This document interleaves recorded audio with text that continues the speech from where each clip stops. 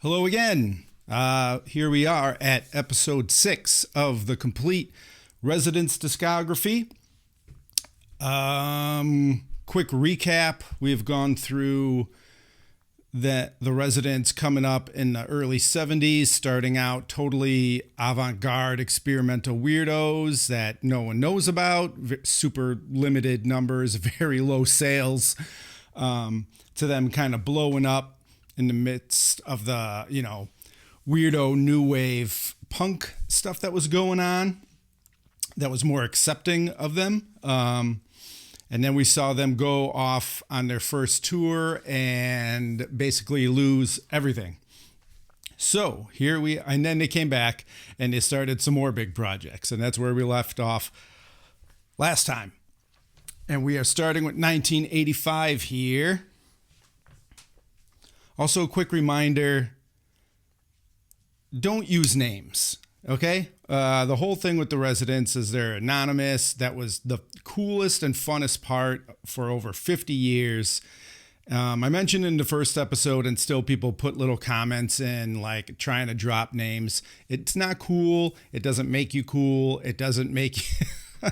So just don't do it. I mean, there's no reason to do it. If you want to mention someone and you think you know what you're talking about, I mean, use like stage names. That's what we've been doing here. Stage names. If there's a time to use a real name, it'll come when it comes through this historic nerdy series that I'm doing. So here we are. Oh man. Released in September of 1985. The Big Bubble. What is the Big Bubble? This is very confusing. The Big Bubble is part 4 of the Mole trilogy. Yes, it's part 4 of the Mole trilogy, and Intermission was not part 3, and none of the live albums were part 3, and none of the albums that have come out since, like Residue, etc., were also not 3, and this is also not 3. They finally returned to the Mole series, the Mole idea, and here's what they came up with. First, I would say this is one of the hardest albums to listen to, but in a good way. It's kind of a really awesome album, and it's really hard to listen to. And this is another one where I think most people probably hate it, and the people that don't probably really love it. One of those things. But it's probably hated the most. It's been rated the weirdest Residents album, so that tells you something. One thing I noticed, I'm not sure if it's a coincidence or if they do this on purpose, but the Residents albums tend to bounce back and forth between more vocal based and more like instrumental based. I don't know if, the main members here are just kind of taking turns, like picking projects to work on, or if that's just a coincidence. But yeah, something I noticed. I suppose I should sort of explain this album. So the first of the Mole albums, Mark of the Mole, was a story. The second Mole album was just sort of showing the two cultures' music. Now this one takes place in the future, where moles and chubs have been breeding. So there's this race of mixed mole chubs. And the cover is very confusing here. A lot of people thought these were the Residents. There's never been just like people on an album cover, a Residents album cover before, but it's not. What this whole design is this is an album within the album. So this is a band called The Big Bubble, and the inside gatefold is the same. This is the inside gatefold of the Big Bubble album. So this is not the Residents. This is supposed to be a group called The Big Bubble. But what's more confusing to me is that this is supposed to be the half chub, half mole race. Why they are suddenly human, I don't know. I don't know why they didn't make a cool new art thing based on the mole design and chub design. That would have been cooler. But yeah, they they decided to get weird, interesting looking people for a photo, and they tried out several different models. And these are the people they picked. There's a bunch of outtakes that are pretty awesome as well. So yeah, the story is this group that's a mixed breed. There's a whole movement that wants to go back to traditional mole culture. And so this group comes out and they sing in the old native mole language, which is controversial. And so yeah, it's an album within an album. It's confusing.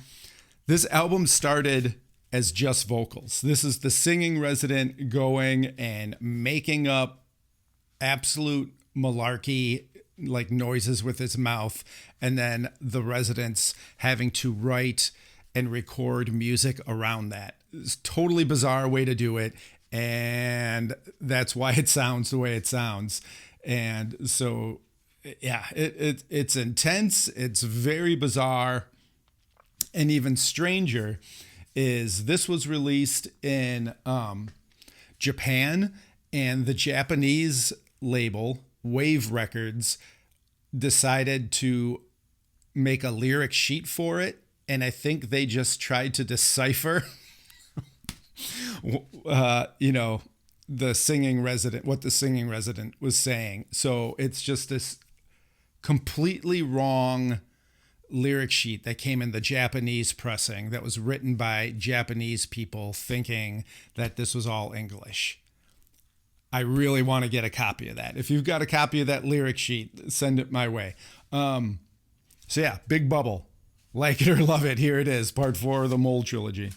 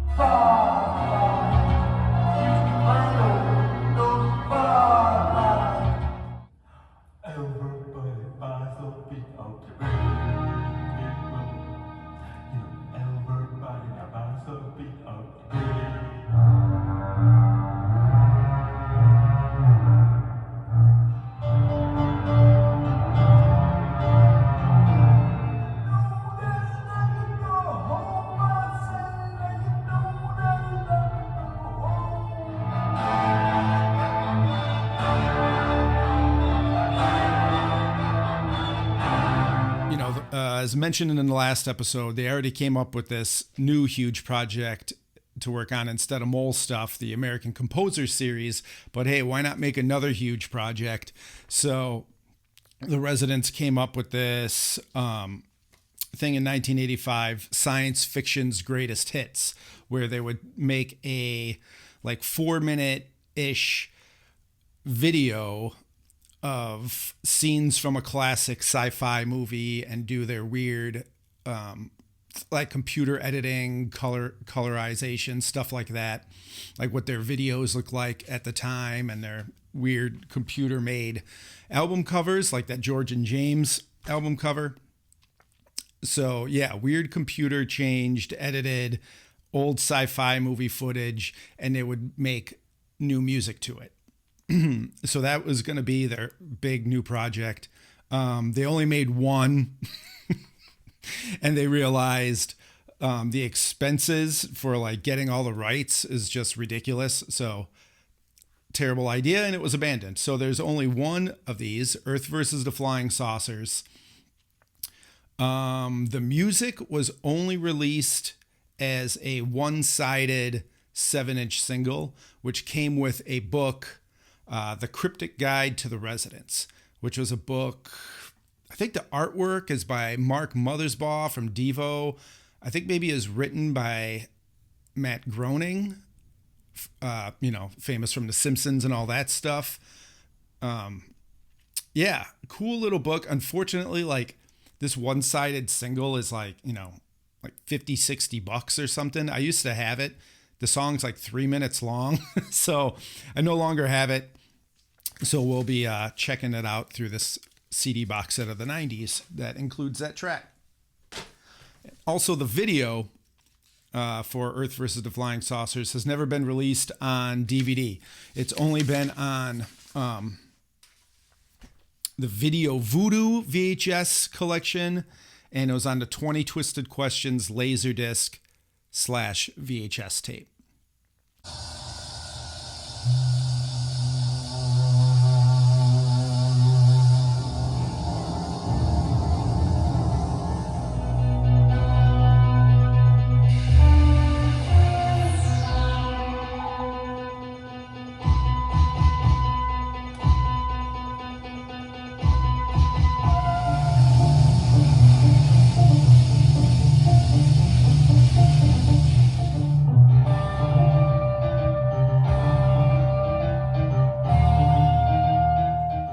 So, the Big Bubble, with its fake lyrics and all in Japan, was actually a big hit. Like, I think a lot of people here in the States, that's probably one of their least liked albums. But in Japan, they love that shit,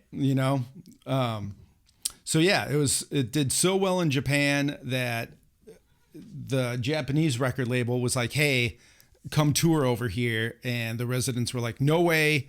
The Mole Show was horrible. It almost destroyed us and everything that we do. We're not doing it.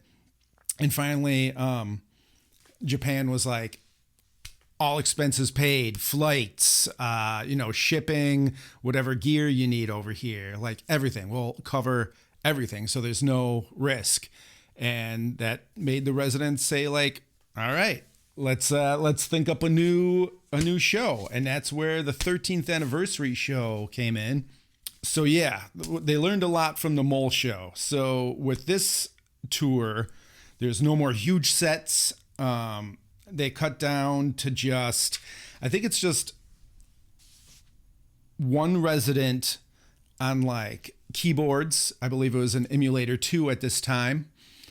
Maybe some other stuff, but yeah, that mostly going on. And then Snakefinger on guitar, and then singing resident. And then they just like had a couple like people like dancing and carrying around minimal lighting. So way stripped back from the Mole Show. That was 4 residents playing music, plus singing resident, plus a bunch of dancers, plus a bunch of giant stage props and sets. So yeah, they agreed to do Japan, and then they didn't want to do the States. They said, we're not even that popular in the States. Longtime fan contacted them and was like, please let me try to book this in the States. And they're like, you know what? While we're touring Japan, you go ahead and try. We don't think you're going to succeed, but, if you actually book something decent, we'll talk when we get back. And they came back. So they get back, and Rich Shoop, sorry, I don't know how to say his name, managed to book something like 30 shows or something crazy. And they're like, holy shit, let's cut that back to more like 20 and let's do it. And by the way, you're our new tour manager. And he was only 19 years old. And that's when he took over booking for them.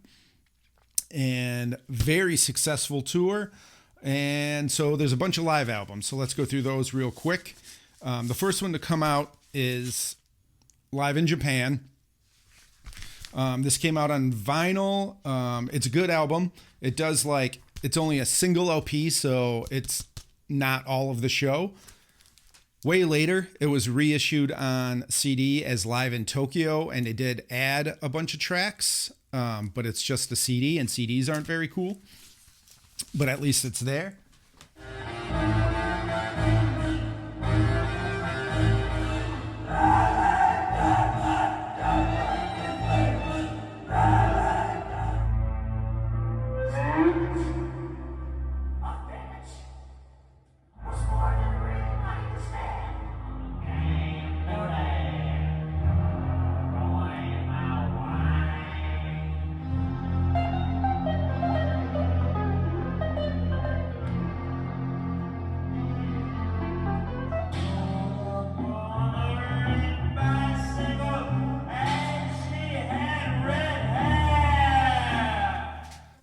The second one to come out is Live in the USA.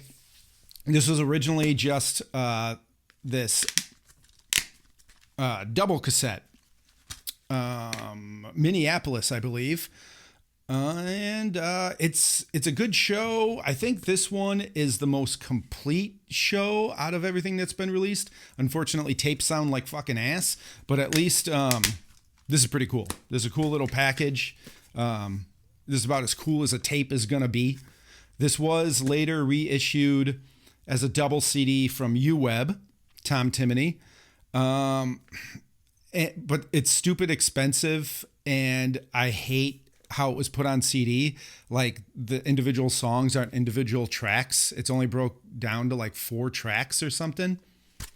I think Skinny Puppy has a live CD like that too. It's really stupid.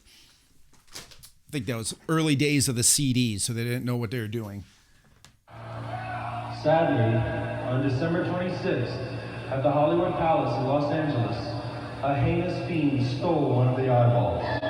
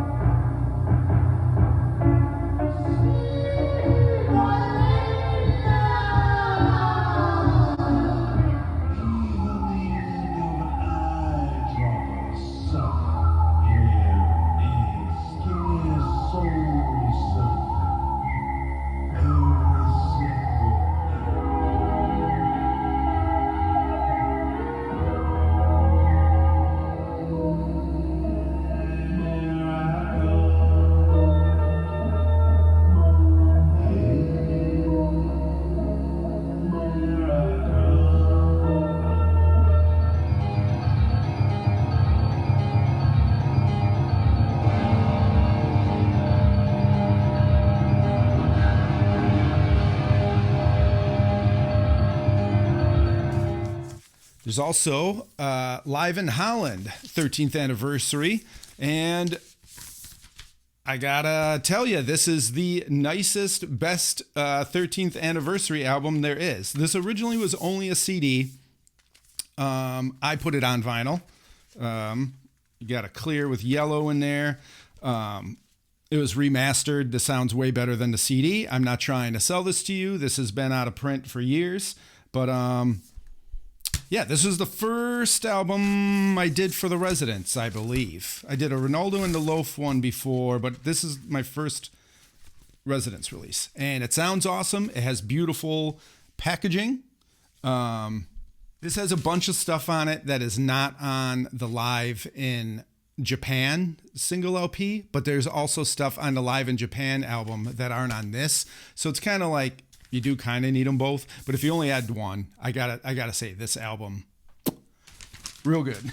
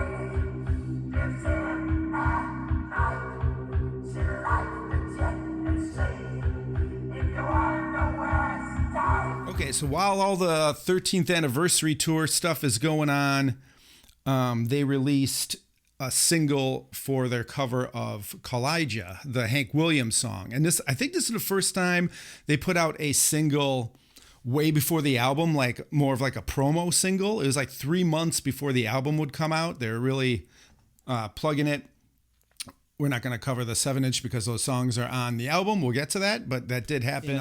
April of 86, that one came out. In September of 86, they released a different version of Man's World, which we covered the first Man's World single in the last episode. But since they're playing that song live and a cover of Jailhouse Rock on this tour in a much different way, they decided to jump in the studio and record it how they've been playing those songs lately. So that came out as a single. I also don't have that, but we'll be hearing that from 2 compilations. Stranger Than Supper. This was the last UWeb release, I think. This has that version of Man's World. And the reissue of Residue, they screwed up. And even though it says 1982 Jailhouse Rock, it does not have the 1982 Jailhouse Rock on it. It has the 1986 one. So we'll check out that single off of these LPs.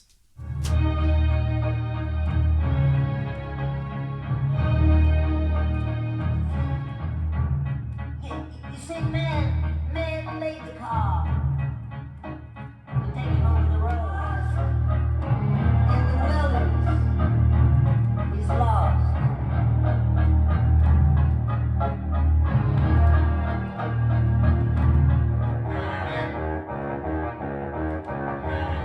One good boy in the galaxy. Prison man was there, they began. Let's rock. Everybody, let's rock. Let's rock. Let's rock. October 1986, they do another American Composer Series record. The giant project that's supposed to go to the year 2000 and cover 20 artists. They did a volume 2. Here it is, Stars and Hank. This covers Hank Williams and John Philip Sousa. Kind of like George and James here, where like one side is really loved and one side not so much. I actually like the Stars and Stripes Sousa side better than I used to. And I think it's because, so if you live in Wisconsin or know anything about Wisconsin, like weird stuff, you know, we have this place called House on the Rock. And it's one of the coolest places I've ever been. It's one of the things you come see if you come to Wisconsin. And it's this bizarre underground world with like a giant carousel and a lot of weird music machines playing. And that's, I realized now the Sosa side of this album reminds me of that. My wife actually brought that up when I was just playing this. And we're like, oh yeah, that sounds just like House on the Rock. But yeah, the Hank Williams side though, one of my favorite things ever. I am a big Hank Williams fan. I have like all of his recordings. I made sure to find, there's this particular set of vinyl where it's all mono and not overdubbed because people destroyed his stuff by overdubbing corny strings on it over the years. But yeah, big Hank fan. And I kind of like these versions more. These aren't necessarily my favorite Hank Williams songs. Maybe that's why, but like the songs that they pick and do here, I like many of them better than the original. Their cover of 6 More Miles is like very sad and serious. And I think it's the first time they show that they can do like pretty and nice, like sad music. And I think the singing resident is really kind of finding his voice in this era and like really figuring out his thing, if that makes any sense. like he'd been like the main guy for a while since the late 70s around Duck Stab, but here he's really coming into, you get more of that, what would become that classic like Southern twang, Randy voice. Yeah. But this album's incredible. The Hank Williams stuff is some of my absolute favorite. Kalijah was actually a big hit. We'll talk about that in a second.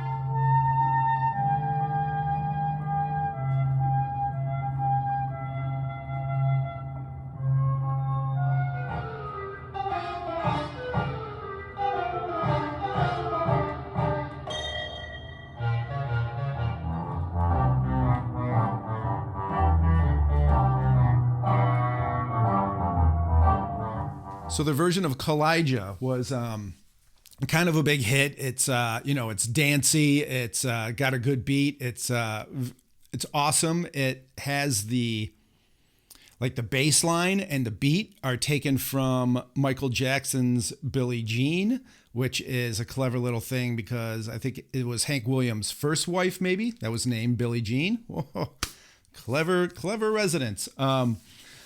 But because of that, they made a stupid amount of singles and remixes of that song. They did it to death. They didn't need to. The LP version is by far the best. But yeah, they did a bunch of remixes. So in October of '86, the dancey version also came out. I don't have any of those singles because why would I? I hate singles and it's not a particularly great track. But this CD collection of American Composer Series stuff will have that stuff to check out.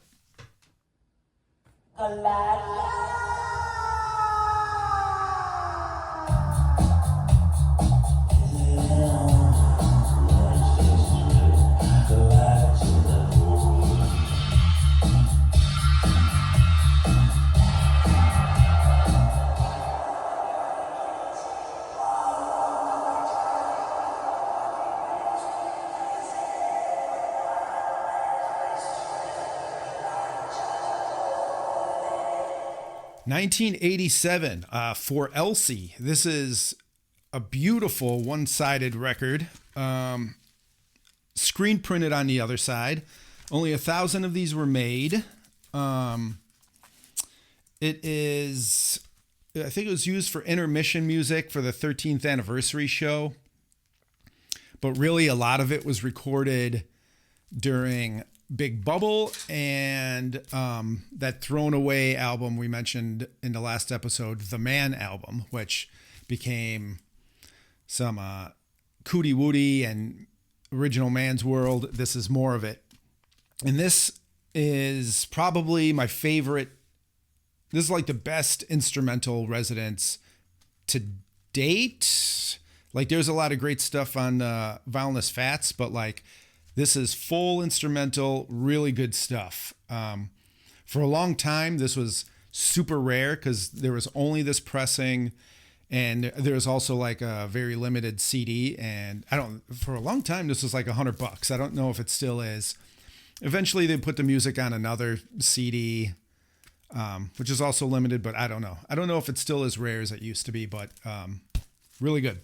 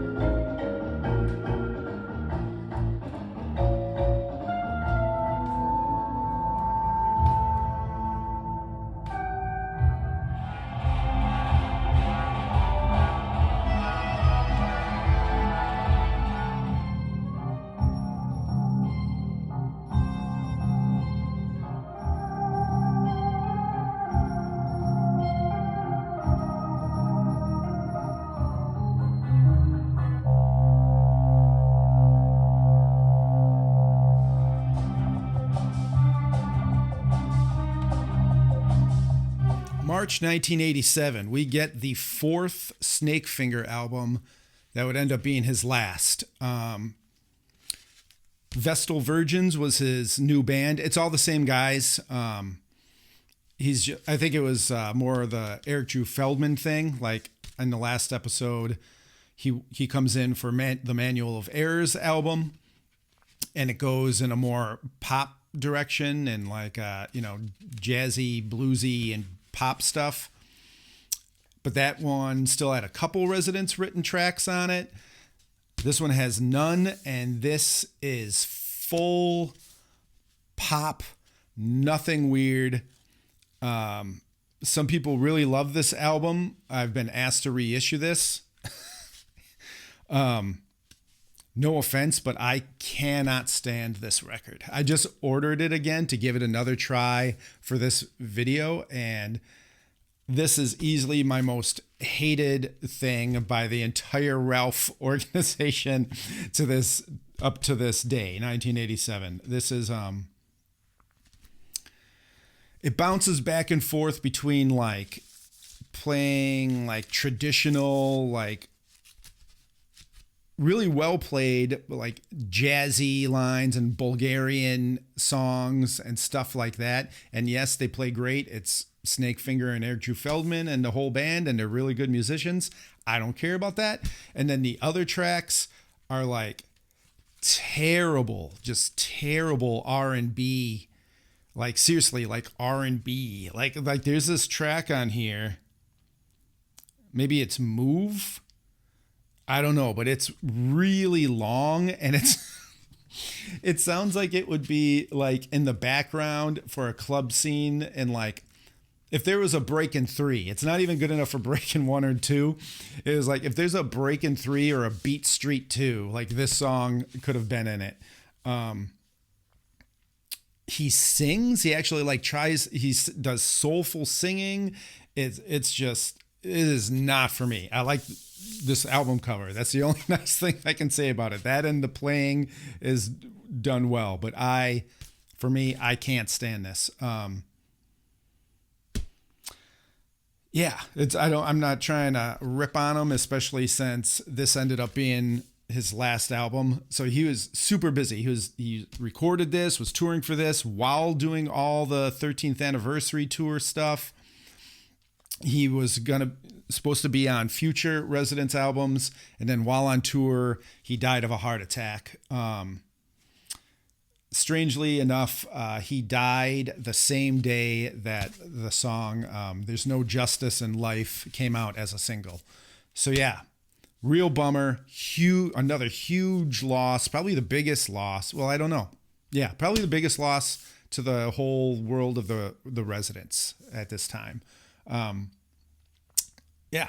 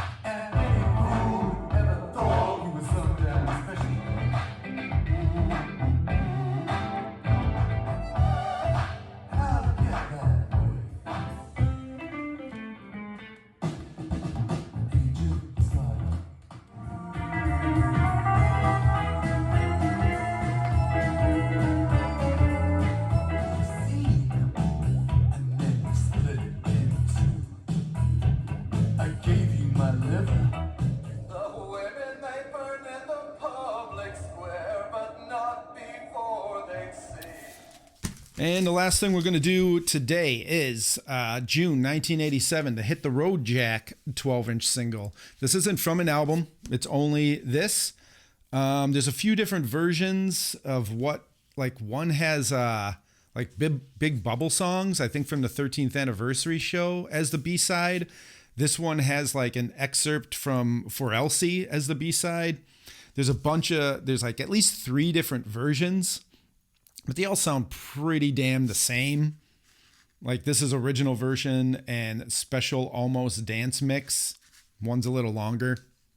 They're not like drastically different, but here's more of that weird computer art of the time that I'm talking about. The artwork isn't my favorite. I gotta say, it's not bad. I do like these album covers, like this and George and James and stuff like that. But I do miss the creepy screen printed cut and paste, collage-y art of the early 70s. I think that's more my style, but yeah.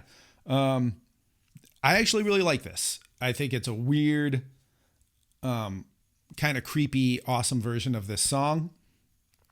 I'm not sure if this was supposed to be part of a American Composer series.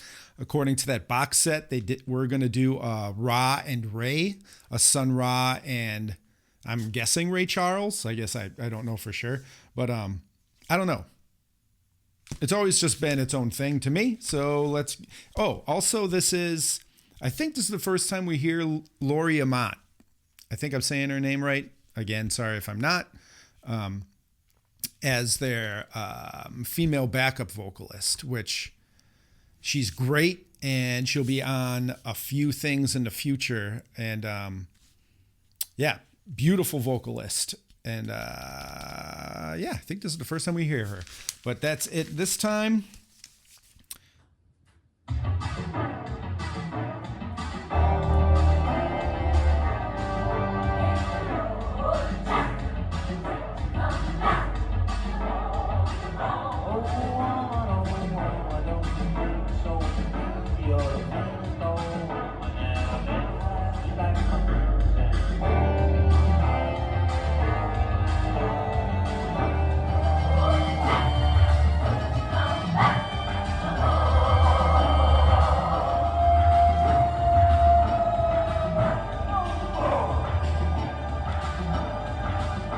Episode 7, I guess, will come, and it'll be them dealing with the loss of Snakefinger, and I think that's mainly it. Loss of Snakefinger.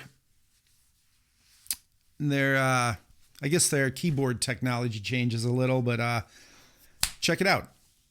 A lot of times, artists do some really good stuff when they're down and have gone through some loss. So let's see what they do after losing Snakefinger.